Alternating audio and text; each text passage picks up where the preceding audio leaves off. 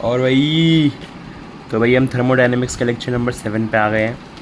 और ये एक क्वेश्चन था जो सर ने शुरुआत में करवाया था, तो कुछ नहीं था ये।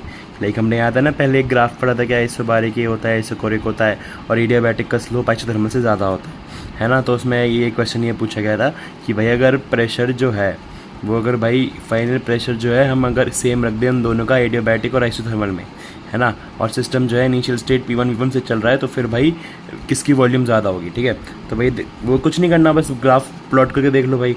भाई P फाइनल है, एक इनिशियल पॉइंट से चल रहा है दोनों, हमें पता है कि एडियाबैटिक का स्लोप ज़्यादा होता है आइसो से। ठीक है, तो आइसो का ऐसे, एडिया का ऐसे, तो भाई हमें दिख रहा है कि आइसो का ज़्यादा होगा।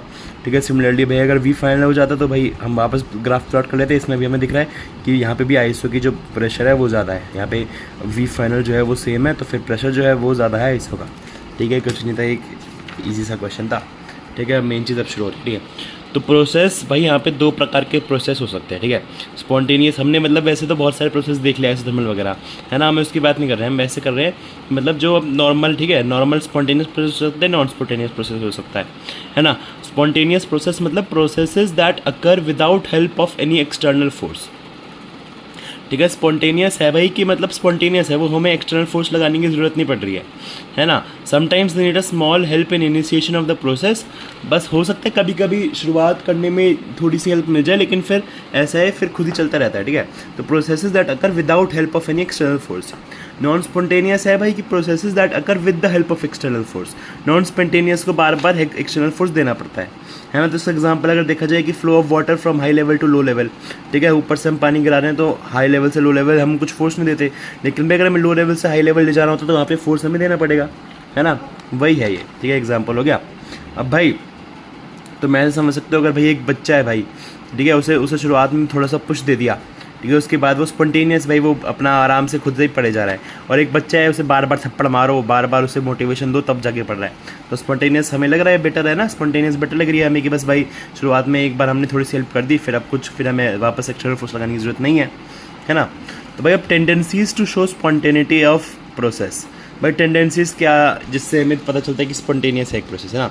मैक्सिमम स्टेबिलिटी और मिनिमम एनर्जी, है ना। मैक्सिमम भाई जैसे अब अगर हम स्पॉन्टेनियस हो जाएंगे, ठीक है, अपने एग्जांपल से समझो हम स्पॉन्टेनियस हो गए, जो स्पॉन्टेनियस बच्चा है वो डॉक्टर बन जाएगा। ठीक है, अब डॉक्टर क्यों बन रहे हैं हम, है ना, डॉक्टर क्यों बन रहे हैं, क्योंकि भाई मतलब अगर एक प्रोसेस स्पॉन्टेनियस क्यों होगा, ऐसा क्यों होता है भाई, मतलब है ना, समझो, तो हम डॉक्टर क्यों बन रहे हैं कि भाई डॉक्टर बन के हमारा करियर सेट हो जाएगा, भाई मैक्सिमम स्टेबिलिटी मिल जाएगी हमें, मैक्सिमम स्टेबिलिटी मिल जाएगी, है ना। मैक्सिमम रैंडमनेस कि भाई अभी तो हमें बस एक पढ़ना, पढ़ो बस पूरे दिन पढ़ो, है ना। मैक्सिमम रैंडमनेस हम कुछ भी करते फिरेंगे कि अब तो डॉक्टर भाई, अब तो MBBS कॉलेज में पहुंच गए, अब तो कुछ भी करेंगे भाई, ये करेंगे वो करेंगे, मज़े करेंगे, है ना। तो रैंडमनेस भी हमारी मैक्सिमम हो जाएगी, कुछ भी करते रहेंगे, है ना।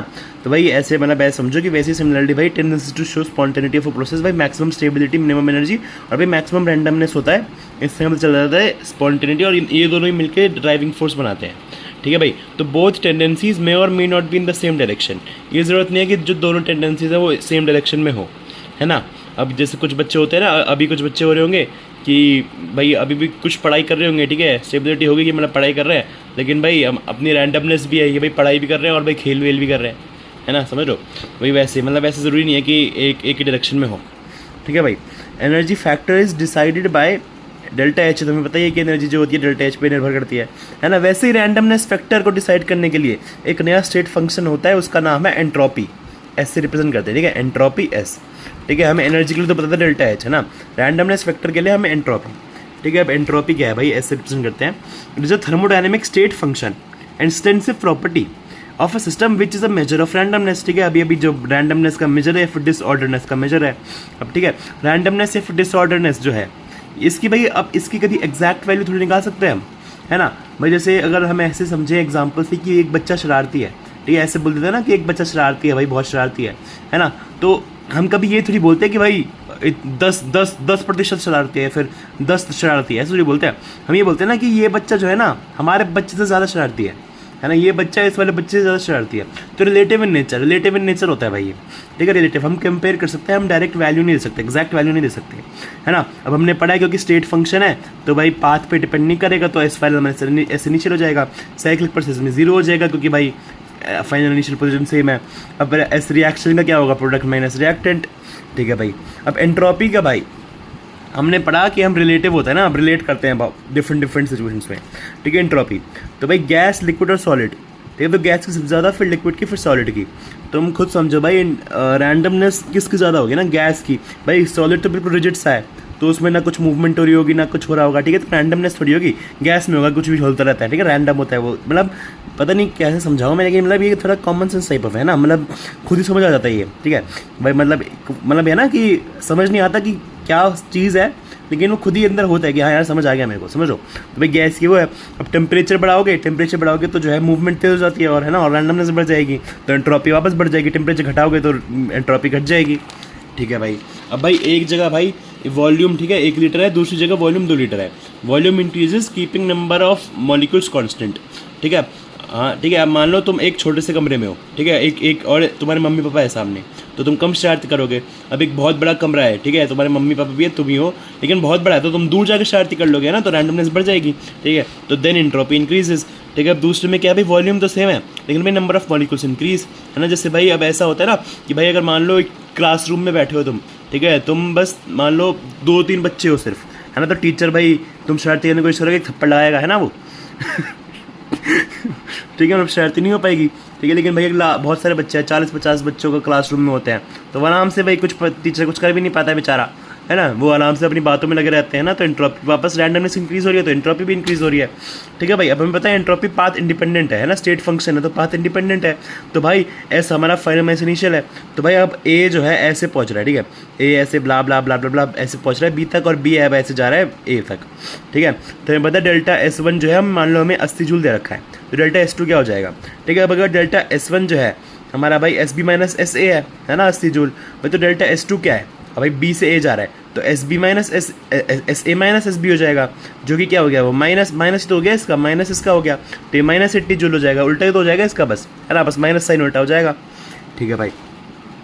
अब एक सॉफ्ट सब्सटेंस है, एक हार्ड सब्सटेंस है, ये तो कॉमन सेंस है ना, सॉफ्ट सब्सटेंस ज़्यादा रैंडम होगा, है ना, जैसे हमने लिक्विड और सॉलिड में ही देखा था, है ना। एक आयोनिक है और एक कोवलेंट है। आयोनिक क्या होता है, आयोनिक बॉन्ड जो होता है ना वो स्ट्रॉन्ग होता है ज़्यादा। अभी तुमने अगर ऑर्गेनिक इनऑर्गेनिक में अभी हमने नहीं पढ़ा है, लेकिन भाई आयोनिक जो होता है स्ट्रॉन्ग होता है, कोवलेंट वीक होता है थोड़ा, ठीक है, लेस स्ट्रॉन्ग होता है, ठीक है। तो हमें दिख रहा है कि भाई डिसऑर्डर जो स्ट्रॉन्ग होती है, जिसके बॉन्ड स्ट्रॉन्ग होंगे उसकी डिसऑर्डरनेस कम हो जाएगी, मतलब वो ज़्यादा कम शरारती कर पाएगा, है ना, समझो मतलब कि भाई अगर स्ट्रॉन्ग बॉन्ड्स है तो वो ज़्यादा हिल विल भी नहीं पाएगा, और ना कुछ एक्सचेंज वक्सचेंज समझ लो कुछ ना कर पाएगा। लेकिन भाई वीक बॉन्ड्स है तो ज़्यादा कुछ भी कर सकता है वो, तो इसकी बढ़ जाएगी। भाई हमें एक तरह से दिख रहा है कि कोवलेंट की ज़्यादा है भाई एंट्रोपी। हमें दिख रहा है भाई अगर IMF बढ़ रहा है कि भाई इंटरमोलिकुलर फोर्सेस बढ़ रहे हैं एक दूसरे में, ठीक है, तो रैंडमनेस घट रही है, तो एंट्रोपी भी घट रही है ना। जैसे भाई अब देखो NaCl और MgCl2, यहाँ पे +2 -2, यहाँ पे +1, ये भी हमें समझ नहीं आ रहा है, ठीक है। लेकिन IMF का ऑर्डर जो है MgCl2 में ज़्यादा होता है, ठीक है। तो हमें पता है कि भाई फिर NaCl में एंट्रोपी ज़्यादा होगी, ठीक है। सॉलिड लिक्विड गैस, ठीक है, तो सॉलिड से जब लिक्विड जा रहा है तो एंट्रोपी इंक्रीज होगी, है ना। लिक्विड क्योंकि हमने अभी शुरुआत में देखा था सबसे पहले, है ना, लिक्विड की ज़्यादा होती है, फिर सबसे ज़्यादा गैस की होती है ना। फिर लिक्विड से गैस जाए तो एंट्रोपी और इंक्रीज होगी, गैस से लिक्विड जाए तो कम हो जाएगी, लिक्विड से सॉलिड जाए तो और डिक्रीज हो जाएगी, है ना भाई। अब क्वेश्चन देखते हैं, ठीक है। तो भाई अब देखो CaCO3 सॉलिड, इस सॉलिड और गैस दोनों बना रहे हैं, तो हमें दिख रहा है कि भाई ठीक है एंट्रोपी इंक्रीज हो रही है। अब 2 A थे, हमारा 1 A बन रहा है, तो यहाँ पे बॉन्डिंग आ गई है, यहाँ पे बॉन्डिंग आ गई है, तो IMF बढ़ गया, तो हमारा एंट्रोपी घटेगी, है ना, एंट्रोपी घटेगी। और भाई एनर्जी क्यों घटेगी, एनर्जी जो है एनर्जी रिलीज़ हो रही है ना, यहाँ पे इस वाली रिएक्शन में एनर्जी रिलीज़ हो रही है। बॉन्ड तोड़ते टाइम एनर्जी देनी होती है ना, बॉन्ड जब हम तोड़ रहे होते हैं तो रिएक्शन हमसे एनर्जी लेता है, तो उसमें हम बोलते हैं कि डेल्टा H जो है ग्रेटर देन 0 है ना। लेकिन भाई बॉन्ड बनते टाइम एनर्जी रिलीज़ होती है, इसलिए भाई डेल्टा H जो है लेस देन 0, ठीक है। अब H2O लिक्विड से भाई गैस बन रहा है, तो यहाँ पे भी भाई लिक्विड से गैस तो ये ज़्यादा, और हीट हम एनर्जी देंगे ना इसे, तभी तो डेल्टा H भी ज़्यादा, ठीक है। अब भाई ये 2NH3 गैस, यहाँ पे भाई N2, और ये देखो मॉलिक्यूल जो है, मॉलिक्यूल्स यहाँ पे 2 मॉलिक्यूल्स हैं, यहाँ पे 1 और 4 मॉलिक्यूल्स हैं, है ना। तो भाई यहाँ पे ये बढ़ रहा है और तोड़ रहे हैं हम, तो इसकी एनर्जी भी वो हो रही है, तो भाई डेल्टा H भी ज़्यादा है ना। तो भाई नंबर ऑफ मॉलिक्यूल से भी फर्क पड़ता है एंट्रोपी पे, है ना। मॉलिक्यूल्स अगर इंक्रीज हो जाए तो एंट्रोपी भी इंक्रीज होगी, ये तो हम देख चुके हैं ना, इस पर भी देख चुके हैं। नंबर ऑफ मॉलिक्यूल इंक्रीजेज तो फिर भाई एंट्रोपी भी इंक्रीज हो रही है, ठीक है भाई। अब भाई एक सिंपल कंपाउंड है और एक कॉम्प्लेक्स कंपाउंड है ना। कॉम्प्लेक्स में क्या है भाई, मोर अरेंजमेंट इन 3D, है ना, मोर आइसोमर्स बन पाएंगे। और जो आइसोमर्स कैसे बन पाएंगे, वो रोटेशन करके, अभी मुझे समझ नहीं आया, सर नहीं बोला था, ठीक है, ये ऑर्गेनिक इनऑर्गेनिक में पढ़ेंगे हम ना। और आइसोमर्स क्या होता है वो भी हमें ऑर्गेनिक में पढ़ेंगे। मतलब एक तरह से ये समझो कि वो अरेंजमेंट होता है, ठीक है, एक कंपाउंड को तुम अलग अलग तरीके से अरेंज कर सकते हो, है ना, वैसे, ठीक है। तो भाई देखो यहाँ पे एक ये है, ठीक है, यहाँ पे दूसरा कंपाउंड ये है, यहाँ पे देखो और चेन बढ़ गई और चेन बढ़ गई। तो हमें दिख रहा है कि भाई जो ज़्यादा कॉम्प्लेक्स है ना, उसकी ज़्यादा होती है एंट्रोपी, ठीक है, क्योंकि उसमें ज़्यादा वो हो पाएगा, ज़्यादा रैंडम कर पाएंगे, है ना, ज़्यादा छिड़का नहीं हो पाएगी वहाँ पे, ठीक है। तो मैं देख पा रहा हूँ कि भाई जितनी बड़ी सीचन हो रही है उतनी ज़्यादा एंट्रोपी हो रही है ना भाई। तो ऐसे एक तरह से अगर तुम्हें अभी समझ नहीं आया तो ऐसे ट्रिक से याद कर लो, ठीक है। अभी एक्सेप्शंस ऑफ एंट्रोपी हमने क्या पढ़ा था कि भाई लिक्विड और सॉलिड में सबसे कम होती है, फिर लिक्विड में, फिर उसमें गैस में, है ना, गैस में सबसे ज़्यादा होती है एंट्रोपी। तो बॉइलिंग ऑफ एग में क्या हो गया, रॉ एग जो है बॉइल्ड एग बन रहा है। तो रॉ एग क्या होता है, वो लिक्विड होता है, लेकिन जो बॉइल्ड एग है वो हमारा सॉलिड होता है। तो एक तरह से तो हम देखना चाहें भाई तो फिर एंट्रोपी तो डिक्रीज़ हो रही है क्योंकि लिक्विड से सॉलिड, लेकिन नहीं भाई, यहाँ पे एंट्रोपी इंक्रीज़ होती है। ऐसा क्यों भाई, ऐसा क्यों, क्योंकि भाई यहाँ पे ना 4 डिग्री स्ट्रक्चर है, थोड़ा कॉम्प्लेक्स है, ठीक है, 4 डिग्री स्ट्रक्चर है तो मोर बॉन्डिंग है यहाँ पे, और यहाँ पे 1 डिग्री स्ट्रक्चर है, यहाँ पे लेस बॉन्डिंग है ना। तो यहाँ पे केमिकल को ज़्यादा महत्वपूर्ण मिलती है, ठीक है, फिजिकल से, इसलिए भाई हम बोलते हैं एंट्रोपी इंक्रीज़ हो रही है। और ये 4 डिग्री स्ट्रक्चर क्या है, 1 डिग्री स्ट्रक्चर क्या है, वही भाई आगे पढ़ेंगे हम। बस ये समझो यहाँ पे ज़्यादा बॉन्डिंग है, यहाँ पे कम बॉन्डिंग है, और हमने पता है ना कम बॉन्डिंग में ज़्यादा एंट्रोपी होती है, ठीक है। मिल्क कर्ड में भी यही है, लिक्विड से सॉलिड, लेकिन भाई यहाँ पे 4 डिग्री प्रोटीन है, ये 1 डिग्री प्रोटीन है, भाई यहाँ पे मोर बॉन्ड है, लेस बॉन्डिंग, तो वापस एंट्रोपी इंक्रीज़ हो रही है। अब स्ट्रेचिंग ऑफ रबर में तुम सोचोगे यार स्ट्रेचिंग कर रहे हैं हम तो यार एंट्रोपी मेरे ख्याल से यार इंक्रीज़ होनी चाहिए, लेकिन भाई क्या है ना, रबर स्ट्रेच होकर प्लास्टिसिटी अचीव कर लेता है ना। तुमने कभी देखा होगा, तुमने रबर को कुछ ज़्यादा देर तक स्ट्रेच करके रखा हो, या फिर भाई तुमने ऐसी पुरानी रबर नहीं देखी होती, जैसे मैंने देख रखा है कि भाई पुरानी रबर्स होती है ना, तो भाई पुरानी रबर्स बिल्कुल प्लास्टिक से बन जाती है ना, क्योंकि वो स्ट्रेच हो रखी होती है। अगर एक मतलब मैंने देखा है कि एक रबर है, मान लो वो स्ट्रेच हो रखी है ना, तो भाई उसमें बहुत पुरानी है ना, तो फिर वो प्लास्टिक सा बन जाता है ना। तो रबर स्ट्रेच होकर ना प्लास्टिसिटी अचीव कर लेता है, प्लास्टिक के सा बन जाता है ना। हमें पता है भाई प्लास्टिसिटी और इलास्टिसिटी में, तो इलास्टिसिटी की जो है एंट्रोपी ज़्यादा होगी, रैंडम ज़्यादा होगी, इसलिए भाई जो है स्ट्रेचिंग ऑफ रबर से एंट्रोपी डिक्रीज हो जाती है, ठीक है भाई, ठीक है भाई। अब HCl is added to AgNO3 and a precipitate is form. Precipitate मतलब नीचे बैठ सा जाता है, वो सॉलिड सा होता है, ठीक है। तो मतलब लिक्विड से सॉलिड बन गया तो एंट्रोपी डिक्रीज होगी, है ना भाई। अब partition is remove to allow 2 gases to mix. 2 gases mix हो रही है, तो एक तरह से वॉल्यूम भी बढ़ रहा होगा, है ना। ऐसे भी समझ सकते हो कि भाई वहाँ एंट्रोपी इंक्रीज होगी, वरना ऐसे समझो कि भाई एक सोल्यूशन में हमने देखा था पहले भी कि सोल्यूशन में सर ने बोला था जब भी सोल्यूशन होता है तो डेल्टा एस मिक्स हमेशा ज़्यादा होता है, इंक्रीज हो रहा होता है, ठीक है भाई।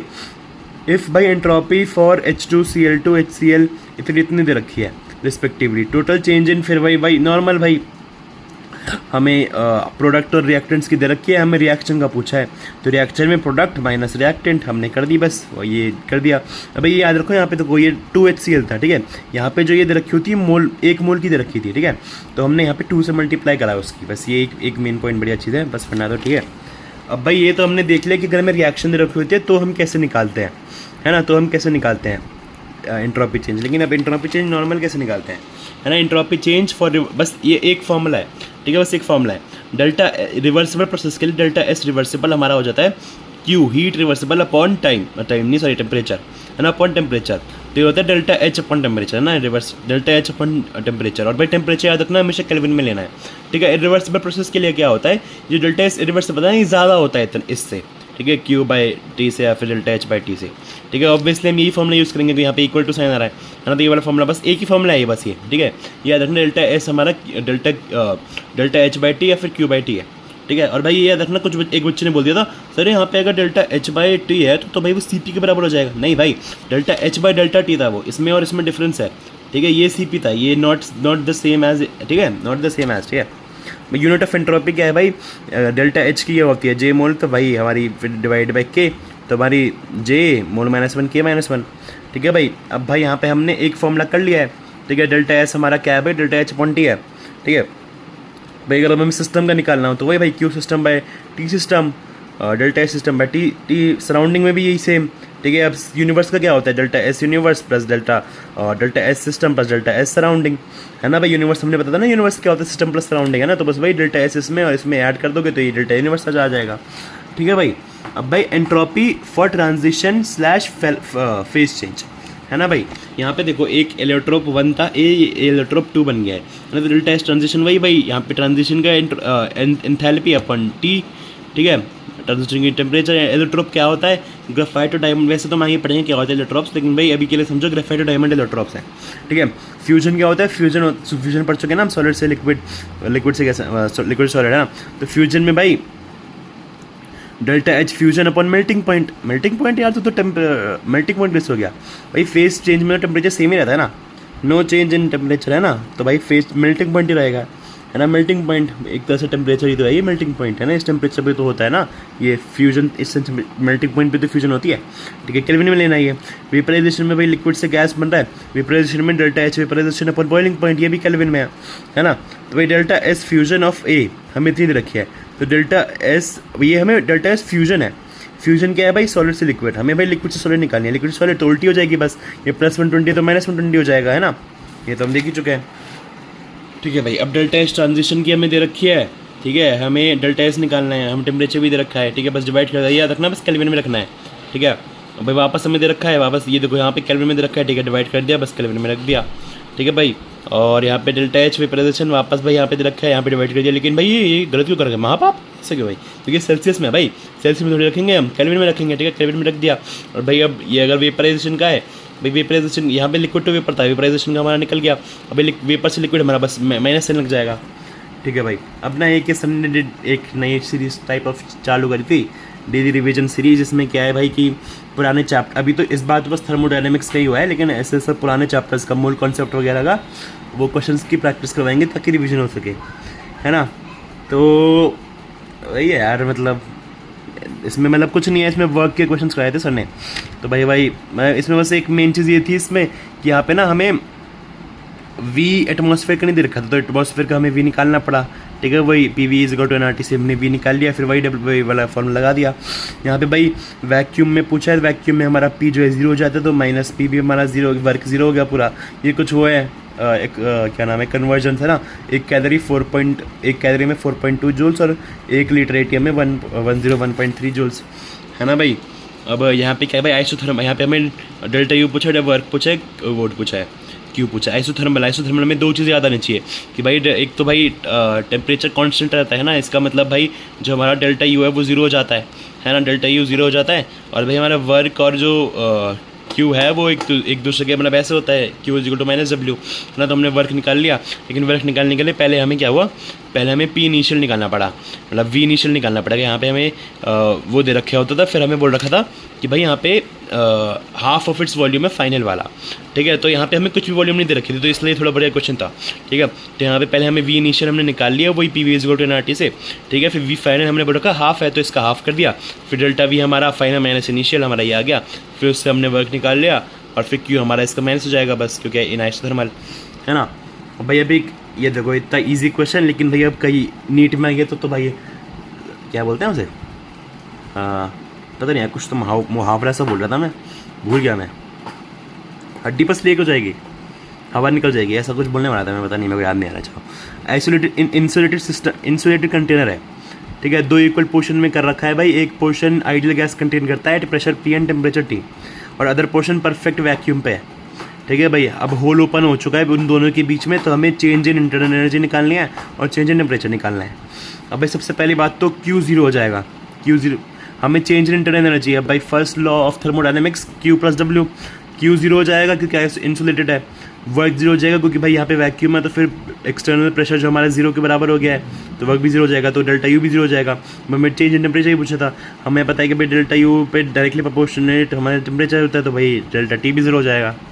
बस भाई इतना ईजी सा क्वेश्चन था, लेकिन भाई अगर नीट में आ गया तो फिर हमारी लैंग्वेज पढ़ के ही वो हो जाती है, तो इसलिए मैंने लिख लिया था, ठीक है। तो चलो बाय बाय।